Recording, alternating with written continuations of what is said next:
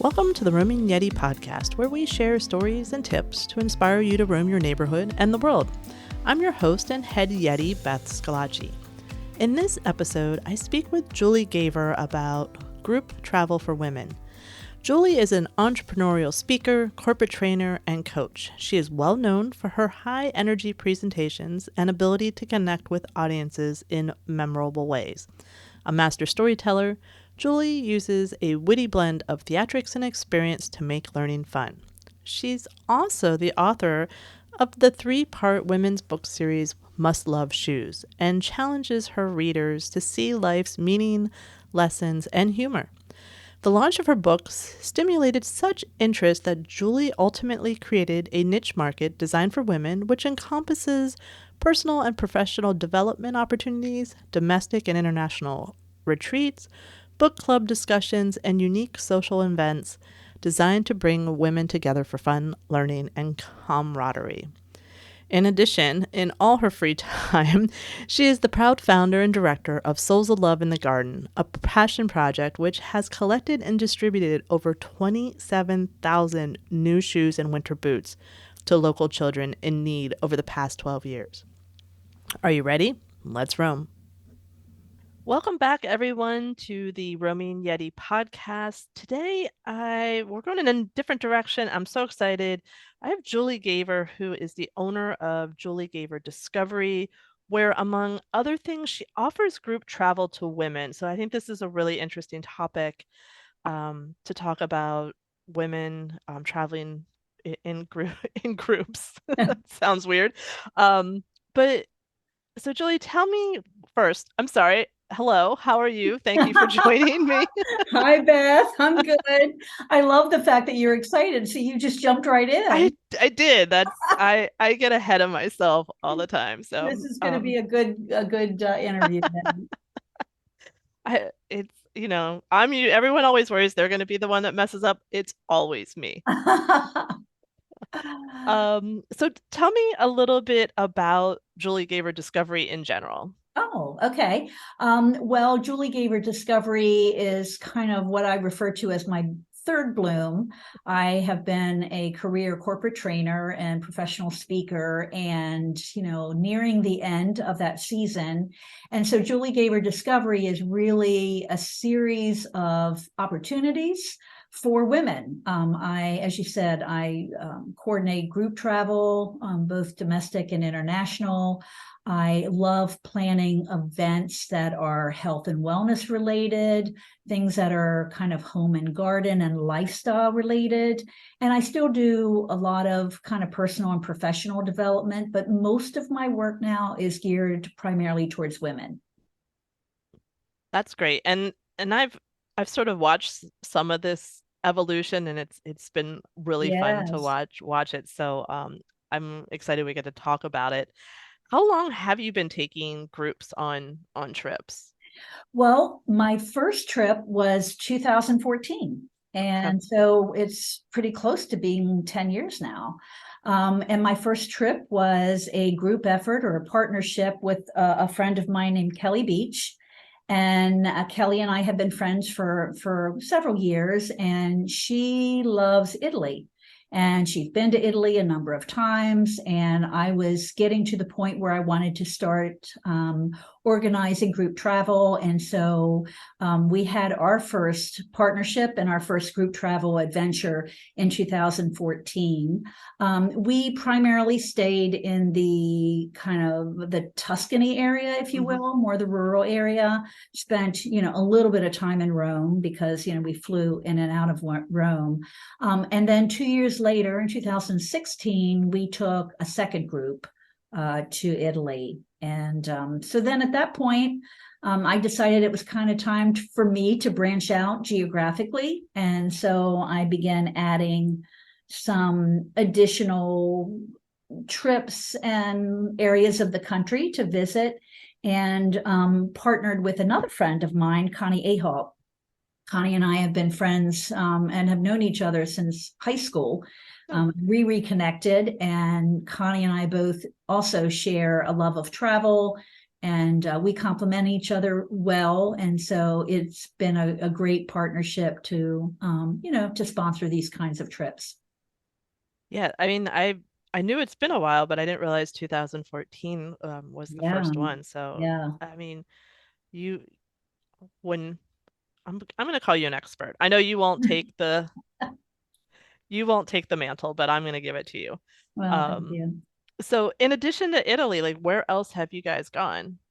Well, like I said, we've been to Italy twice, and then once Connie and I partnered up together, we did a trip to Ireland, which was amazing. Last year, we went to Paris, France, with a group of ladies, and they deserve probably the award of all the women that we have taken on trips, because that was a trip that was supposed to have happened in 2020, Mm. and it was rescheduled 5 times. 5 times? 5 times. Yes, we had lots of hope that this thing was going to end.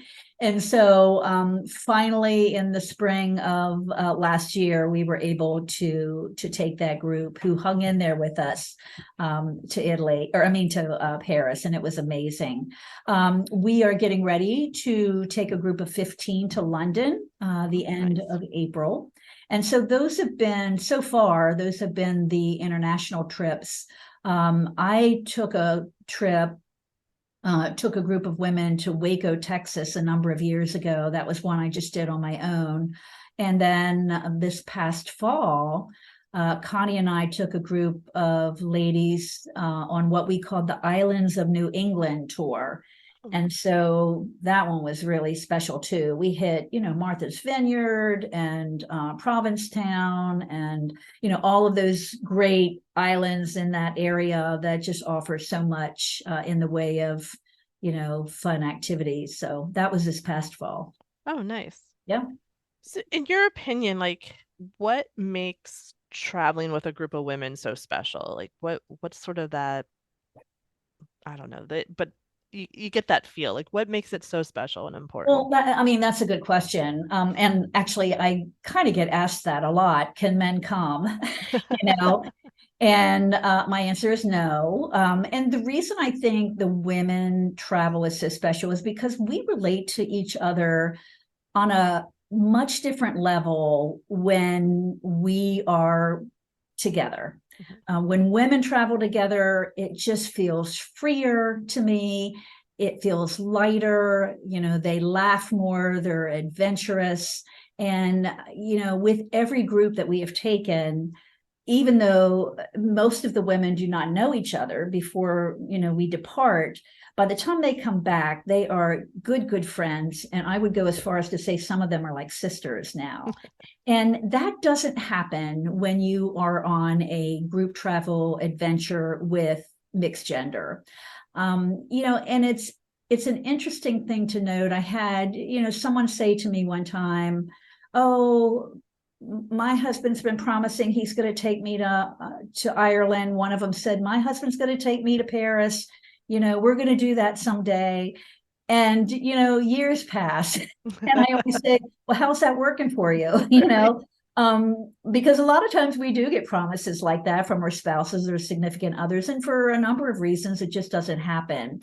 And I love the fact that so many of the women who travel with me have just made the decision that it's important to them. They Mhm. want to be an adventurer. And so independently, they just say, I'm in. And it seems like the ones that do that just embrace the whole adventure, to a whole different level. Right. And if someone's considering, and there's someone out there and they're like, oh, this sounds really good. Yeah. What should they, I mean, there's a lot of groups. So what should they Oh, yeah. consider when looking to travel with a group of women? Well, I think and I can't speak for other groups, honestly. This whole thing started because I traveled with another group, and it was not all women, but I had originally traveled with a group, and there were many things that I enjoyed about that trip, but there were many things too that I remember thinking, if I begin doing this, I'm going to do it differently. And so I really can only speak to what people can expect if they travel with me. Sure. And I guess first and foremost, you can expect it to be a pretty amazing group of women. And, this sounds really harsh, but, I make no bones about the fact that you have to be someone who plays well with others if you're going to travel with us. Right. And by that, I mean, group travel is different than when you're just going off with your family or whatever. You have to be able to, to mix well with others, to not be too demanding, to not have so many special needs that it takes away from the group dynamic. And keep in mind, my professional career has been in a corporate environment where we talk a lot about, team building and teamwork and how do we get along with others and that kind of thing. So that's an important part of it for me. I have, on a very rare occasion,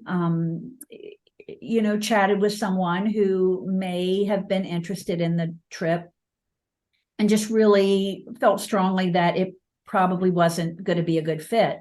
And so we have a very honest, conversation that maybe this is not the trip for you. And, I've certainly recommended, other options for people that I don't think are a good fit.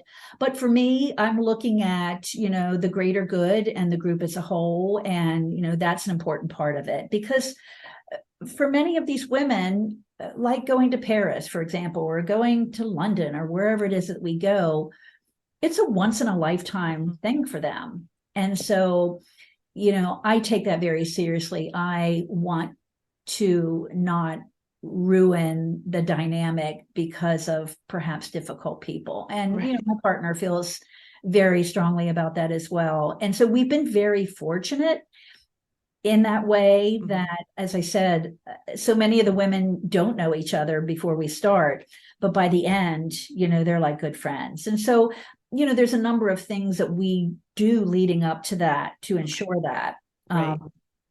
The first one is, once we have the group assembled, and we will never take more than 17. In fact, we do not take more than 15 if it's an international trip. Okay. That's our rule. If it's a domestic group or a domestic travel trip, we will not take more than 17. And the reason for that is because, we don't want to be a group tour. There's a whole different dynamic that comes into play when it's a really large group, and it's harder to maneuver, and it's harder to give people kind of the personal experience and the personal service that is very important, to Connie and me. And so that's part of it. It's a small group and a more intimate group. The second thing is, it's important for us, particularly with the international groups, not as much domestic, but with the international groups, we want them to have been able to meet each other before we go. In my mind, traveling out of the country can be scary for a lot of people. And there is a certain comfort that comes with at least having met or gotten to know some of the people in your group before you actually show up at the airport. And so for every international group, we will have what we call meet and greet. We have lots of fun with those. They're always thematic. And then it gives us an opportunity to get to know them, because we ask questions like, why are you going on this particular trip? What are you most looking forward to? And so it gives us an idea of how we can, meet that expectation. It gives the women an opportunity to get to know each other. And surprisingly, they have so much in common, Right. Because for most of the group, the common thread is that they know me. But they don't realize how much they have in common. And so that's really cool when you're at the meet and greet and they'll start talking and, oh, I didn't know that. Oh, I am too. And this kind of thing. And, Connie and I just sort of sit back and sort of watch that magic happen. It's right. Really, you feel like Match.com for travelers or something. And we've had situations where, someone wants to room with somebody in order to keep the cost a little bit more, palatable for them. And so there have been times when quote unquote strangers have roomed together. And so again, it's important for us, as the matchmaker, but also we want you to get to know each other before you room together. Mhm. I mean, we're grown women, this is not like a college dorm. And so we want to make sure that people are compatible if that is an option that they, choose to room with someone. So yeah, there's a lot of things that we do to ease, I guess, anxiety or, apprehension about going on a trip, particularly with us for the first time. Right. Some of our travelers are becoming sort of our regulars or seasoned, and so they know what to expect. But when we put a trip together, we create it, and this is really Connie's gift. She is so good at this. We'll look at how can we create something for everyone. Mm. So our trips, regardless of where we go, will include a little bit of art and culture and maybe architecture and history. It'll have gardens. Oh, that's my thing. I was There's going to say, whose choice, whose yeah, request is that? yeah. I mean, for me, that's my favorite part. And our group loves to shop, and I love to shop. I buy a lot of my holiday gifts, when I'm traveling. And so we like to make sure that whatever your interest is, that you will have an opportunity to do some of that. And free time too Mhm. is extremely important. Well, that was going to be that's one of my questions because as the social introvert that I am, Yeah. uh, I know that about you. yeah, exactly. Everyone who knows me, um, like having that being social and having the structure is great, but having that just that little bit of downtime to recharge. Like you just need to recharge by yourself and then get back on it. So you're not going from sun up to sundown is what you're saying. Right, right. That's correct. Yeah, we've learned as we've gone along. I think in the early years, we would plan a trip and, we just like wanted to make sure everybody had the fullest day possible and they got to see everything and was like the biggest bang for their money, this kind of thing. And then, some of the feedback that we got, early on was, we would love to have a little bit more free time so that we can also pursue, depending on where we are, some things on our own. And so we took that to heart. And our trips now have, I think, a really nice, healthy amount of free time, specifically for two reasons. So travelers have an opportunity to go make arrangements and do something on their own that perhaps we have not included in the tour, but also to address the fact that many people are, more private or more introverted, or, they need that kind of time alone. And so the feedback that we've got now is that it's much more balanced between group activity and then, do your thing. And, sometimes if it's a long portion of the day that, they have free, that's the night we'll have a group dinner. So we all can kind of get back together. Or if we've been together a lot on some tours throughout the day, that might be a night that everybody's on their own for dinner. But what you find is that even though you're quote unquote on your own, little groups develop. Yeah. And Yep. it might be two or three want to try this restaurant, and a couple others want to try this one. And then, we're all texting each other and kind of sharing, oh, this was great, sending pictures to each other. And it really is, it's so fun to witness that.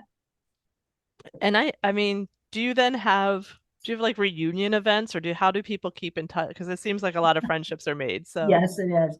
Well, we do not organize that, okay, because, when you've been creating events and travel events for such a long time, it would be virtually impossible right, for right, me to do that.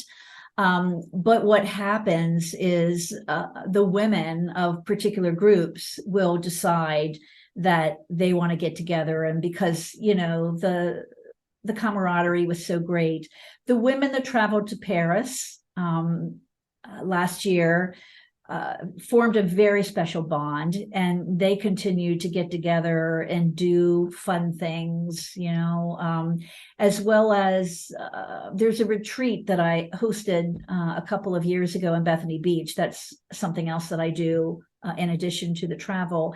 And the last group that I took to Bethany Beach really connected in such a special way, and they get together on a regular basis and plan events, and I don't plan those. That's the great thing. I just they send do it you out. get to attend? Oh yeah, oh Oh, yeah. not perfect, Yeah, perfect. and obviously I can't attend them all, but Right. I love being able to come to some of those. And again, it just makes your heart feel so happy to even just sit back and observe the way those friendships developed. And it's because of travel.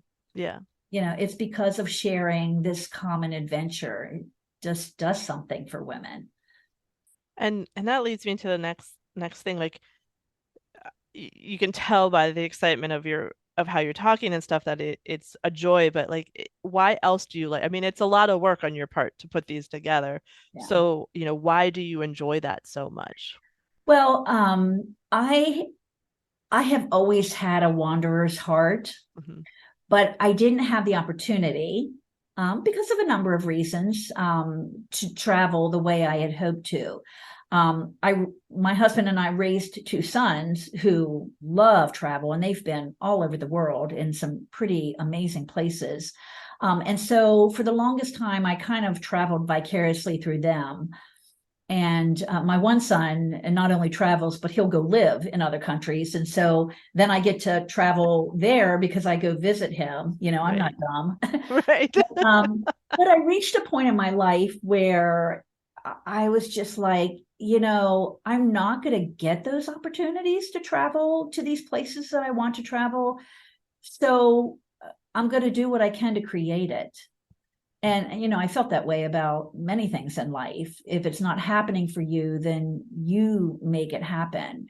And as I said, I've been very blessed in my life to connect with and be friends with women who complement me well, Hmm. and, can make that partnership work. And so that's why I do it. That's the benefit to me.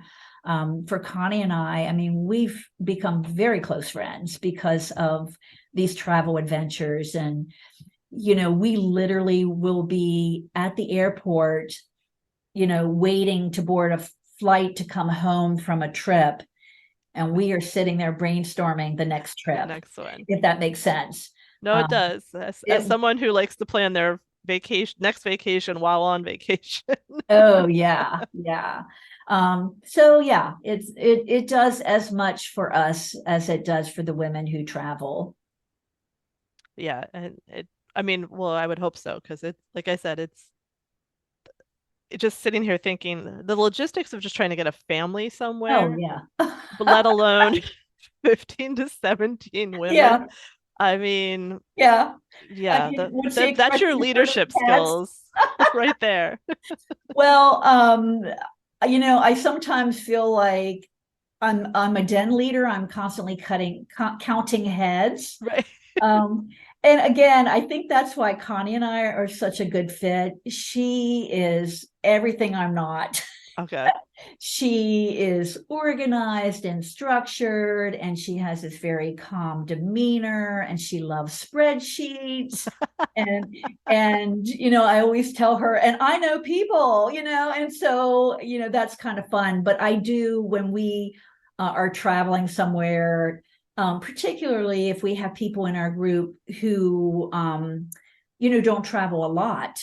You feel a great sense of responsibility and ownership to make sure, they don't get lost or something like that. So I feel like I'm constantly, kind of looking around real quickly, counting heads and trying to figure out who we're waiting on, that kind of thing. So, Right. yeah. Well, and even beyond the getting lost, like you said earlier, like these are once in a lifetime trips for a lot of people. So making sure that that expectation is met is like, to me, that's why I couldn't do it. Like, but that's why you're so good at it, is you know what they're looking for, and you can plan those activities. Well, I hope so. Yeah, we've had very good luck with that so far. So thank you. Yeah. And what are some of the like activities, or at least your favorite activities that you've done on trips? Oh, well, I'm glad you didn't ask me what my favorite trip was. Oh no, that's coming up Oh too. no. Okay. Well, Um, let's start with that. What okay. Oh, geez. I people often ask me what my favorite flower is, and I'm going to respond to the question, "What's your favorite trip?" in the same way I respond to the flower question, and that's like asking me which of my sons I love more. right. You just That's don't. You just can't and don't love one more than the other. Each trip that we have taken so far has been so memorable and so special for different reasons. Sometimes it's the connection that forms between the women is, even more on one trip than the other. Sometimes it's just that the areas that we travel are just so incredibly beautiful. But a lot of times it's because the trip has really special meaning for me. And the Paris trip was extremely special, not just because it took us so long, we waited so long for it to happen. It's been on my bucket list for a long time, but the Paris trip included a once in a lifetime, I hope not once in a lifetime, I hope I'll be there again, but an opportunity for me to fulfill a dream, and that was to visit Monet's gardens at oh, Giverny.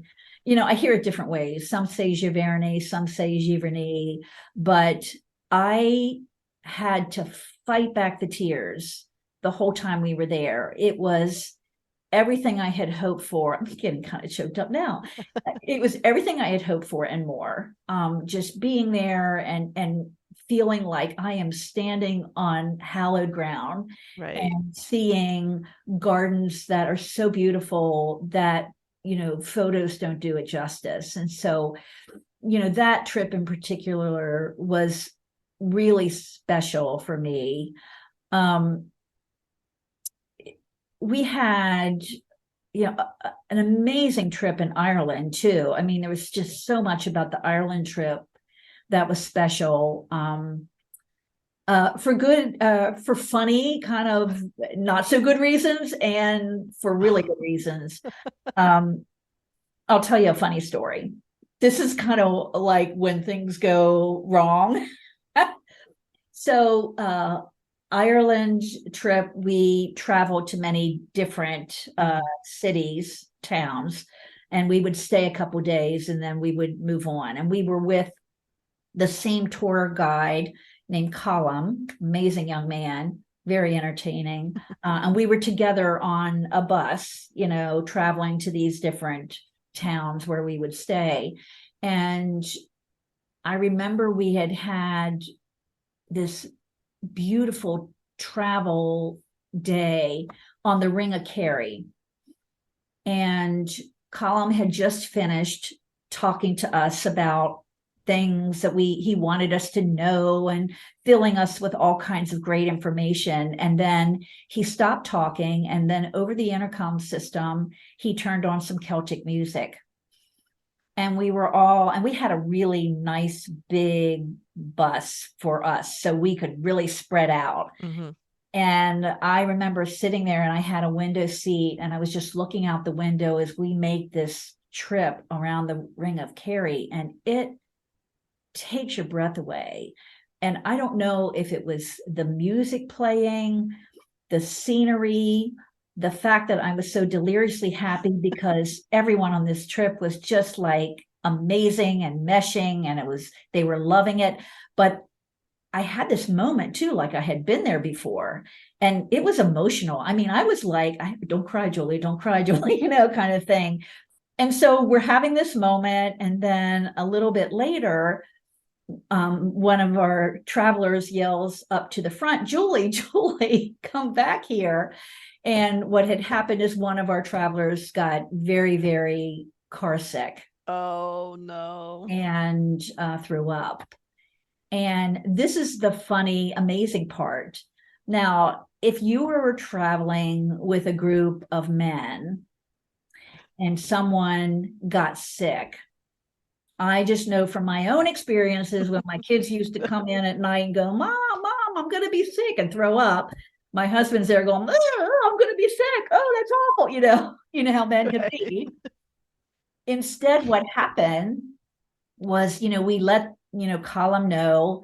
He pulls over, and, we, take her outside, and we begin to kind of wash her off and clean up. But the thing that happened after that is what still warms my heart.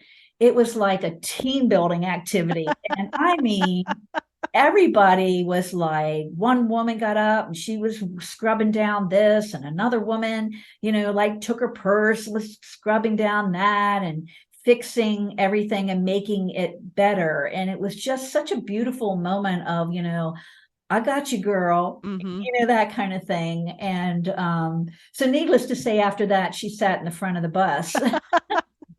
But and we do ask for all kinds of information at the beginning, so that we can anticipate that. But we were not apprised that she had a tendency to be car sick. So that was a little bit of a surprise. But when I still look back on it, it's kind of funny, but yet it's really endearing to see how everybody just, kind of helped her and loved on her. And it was just really cool. Yeah, that is amazing. And I'm sure that made her, as I'm sure she was embarrassed in that, seeing Yeah. everyone sort of come, Oh, it's like, yeah. Oh, you can makes you feel imagine better. how Yeah. horrible. Yeah. As someone who, I don't get car sick, but well, sometimes, but as someone who gets motion sickness, I feel for her. Yeah. Yeah. Yeah. The reason I stay off roller coasters. Um, and so like what other, so you don't have a favorite destination. That's fair. I'll Yeah. let that one slide. I mean, it's like Yeah. I mean, picking there's flowers. special moments with every single trip. I'll give you another example. When we went to Paris, in addition to Giverny, which was my personal favorite, one of the things that we arranged was a dinner cruise on the Seine River. And so, the women really dressed up that night. And, we had two tables because of our size. And, we start off going up the river, and there's music playing, and the waiters are bringing our food, and it was just this glorious experience. So they go up so far, and then they turn around and they come back. And by the time we're coming back, it's nighttime. And where we docked and got on this boat was real close to the Eiffel Tower.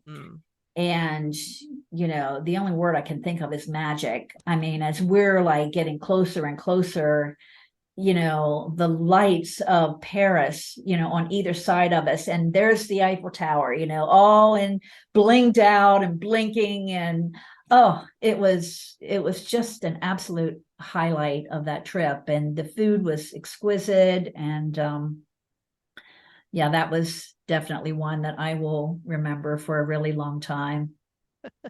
It Yeah. sounds amazing. Yeah. I mean, do you find any like as if a woman's looking to do like do you feel like there's a personality traits?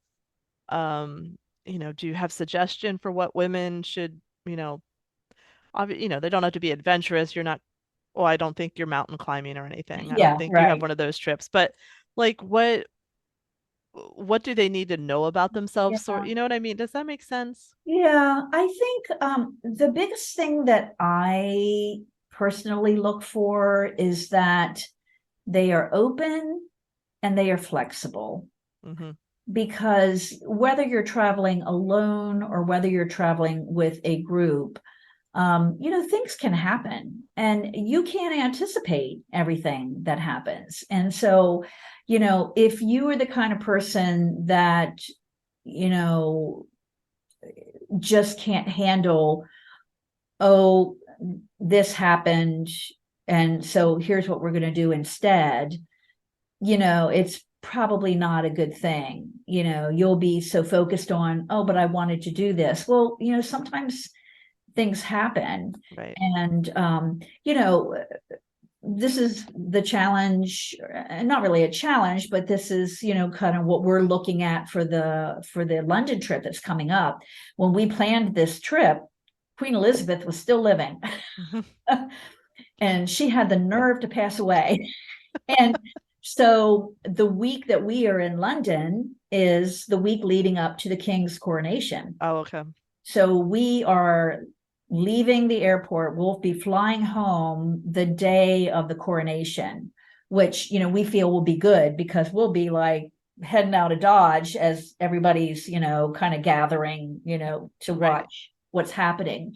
So, and as we said to the women who are traveling with us, the bad news, if there's any, is that it's going to be crowded. It's going to be more crowded than it probably would have been if, the Queen was still living and it was just a normal week in the year. But the good news is that London is gonna be gorgeous. It is going to be so blinged out and so beautiful. And I've been to London before, and it's a beautiful city. And I can just imagine, the flowers and all the grandeur and the hoopla and everything that we'll be able to say when we're home, we were a part of history. Right. We were there during a really, really important time in history, so there's that. So just being open, being flexible, and trusting, I think, is an important part of it. And I've shared this many times too. Connie and I take their safety and their security very seriously, just as we do our own. And that was kind of the challenge, with the Paris trip, happening during COVID.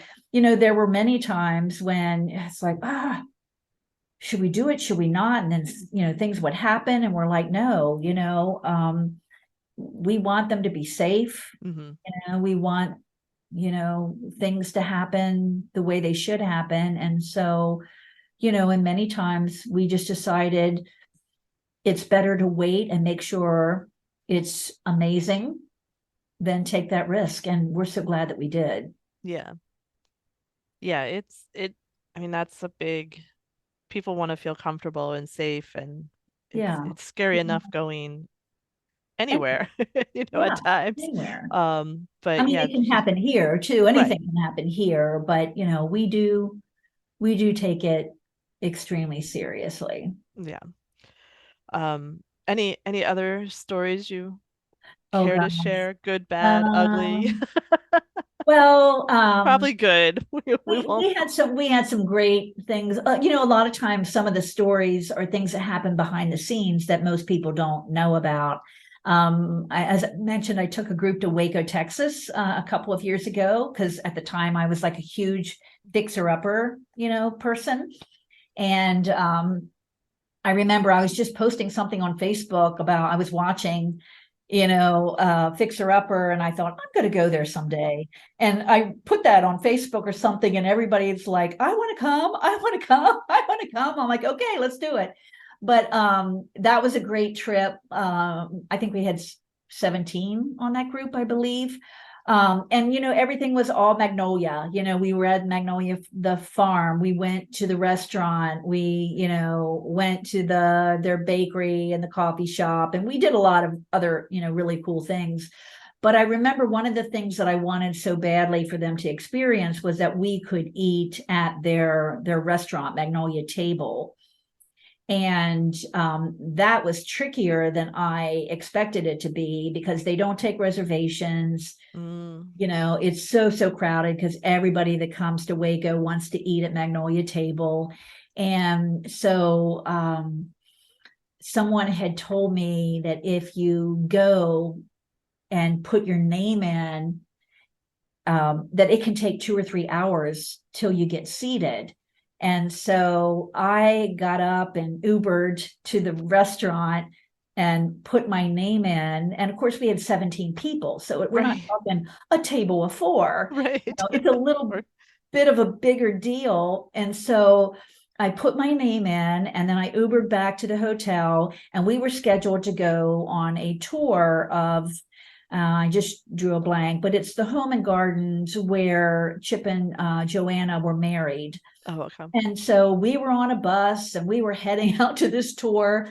And I get a call saying your table is ready. And I'm like to myself, are you kidding me? And it was like, a half an hour later that I put my name in. And I'm like, that wasn't good advice, whoever told me that. So I explained it to them.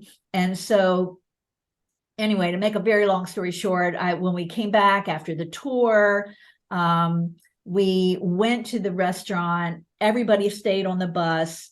I went in and I was schmoozing like I have never schmoozed before.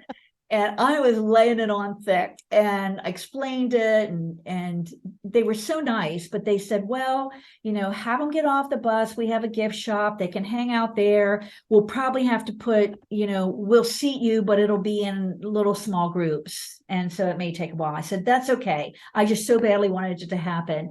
And so we were in there hanging out in the gift shop and like within 20 minutes or so, they texted me on the phone. And when I went up front, they said, your tables are ready. And I said, okay, for how many? And they went, everyone. And I'm like, everyone? And they're like, yeah. And here we walked in, and it was 2 long tables. Oh, And we nice. were all together, and it was really an incredible meal. And so that was very memorable for me, but no one probably even remembers that was on the trip because it was more like behind the scenes Right, right. kind of stuff. But yeah, there's always funny things that happen. I remember once when I was on one of the Italy trips with Kelly, we had just gotten off the plane.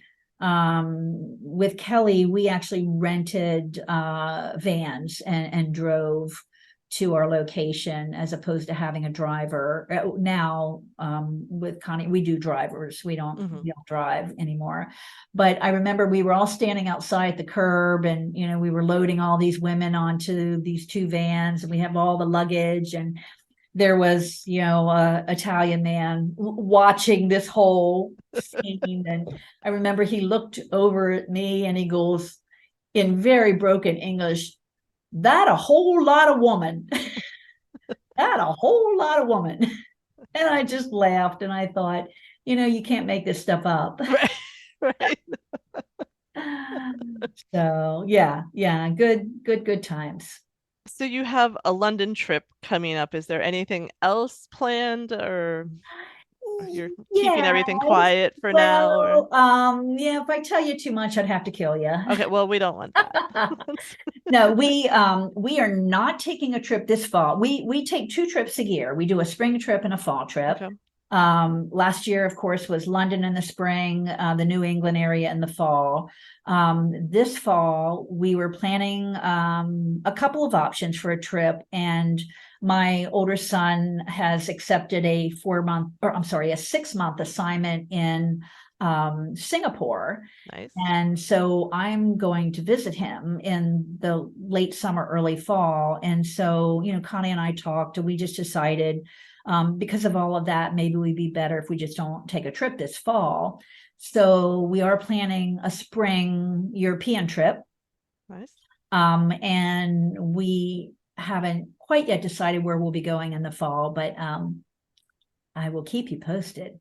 Excellent. Yeah. Yes, I will post in the show notes on the website links to the website and everything so people can sign Yeah. up for that newsletter and make sure they know what trips are coming up. Yeah. I'm embarrassed to say, particularly with you being a website and a marketing person, my website is so out of date. It's one of those things. I have great intentions, but when it comes to events, I have so many events all the time that it's hard for me to keep it updated. The best way to keep apprised of really any events, plus the travel events, is really to on my Facebook page, Julie Gaber Facebook page, as well as my newsletter. Okay. And you can subscribe to the newsletter by just going to juliegaber.com and signing up that way. Great. So people can find you. Yeah. All right. So what I didn't tell you is there's a pop quiz at the end Ooh, of this interview that okay. I like to give everyone. I love it. Okay. What is your favorite? I always say road trip snack, but like what's your favorite travel snack? Shut up. Um, oh my goodness. Well, I would like to say that it's something healthy. It should never be anything healthy. Thank you for that. Yes. Well, my favorite road trip snack, I guess, would be a blend of salty and sweet, because I have a real sugar addiction. So, you'll see me with my Coke or Pepsi. Although right now I'm kind of off of it, so I'm doing really well. It'll be interesting to see when I go to London. I'll probably fall off the bandwagon. So far, it's not funny, but I like those mixes that have like the nuts, but have M&Ms and Like a that good kind of trail stuff in mix. it, like a trail mix. I Mhm. do love a good trail mix. That would probably be my favorite go-to snack Excellent. when I'm traveling. Um, so I think you already answered the question for next planned trip. You have London, and then then you have Singapore, right? I personally have Singapore, and then in the spring, April of 2024, I will tell you we're going to be in Europe again. Okay, Yeah. great. If you had a a daydream trip, like the trip that your dream trip, what is your dream trip To take someone on or go myself? for you? Nope. Ooh, We're being okay. selfish here for you. Okay. Well, I'm going to give a shout out to a good friend and a mentor that I had named Elliot Fansteel. And he did a trip when he turned 60. That is my fantasy trip. He took a couple of weeks and he did it solo. I've always wanted to do a solo trip in that regard, and I haven't. And he basically had no destination, no end destination, and the trip was all going to be about the journey. And so he would get up in the morning and he would make a decision to drive like 4 or 5 hours in any direction. He just got up, and whatever mood he was in, he decided to do that. And then he would spend the day in whatever town or city or whatever he ended up in. And he would ask people that he came into contact certain questions. And one of the questions was, if you only had one day in your town or city, what is an absolute must see? And then he would normally do those. And then he was an arts guy. And so he would say, what are the arts and cultural things that happen in your city that you think are special? And then the last question he would ask would be, what recommendations do you have for someone in life 2.0? He was turning 60, and that's what he called kind of the retire but not retired phase. Right. And so then he would do those things. He would spend the rest of the day there doing those things. And then every evening when he would get to his hotel, which, he couldn't book in advance because he didn't know where he was going to be, Right. he blogged about his adventures. And he had a little bobblehead that someone had given him that was a likeness of him. And so in the pictures that he would post on his blog, post that night, it would show his little bobblehead, in these photos.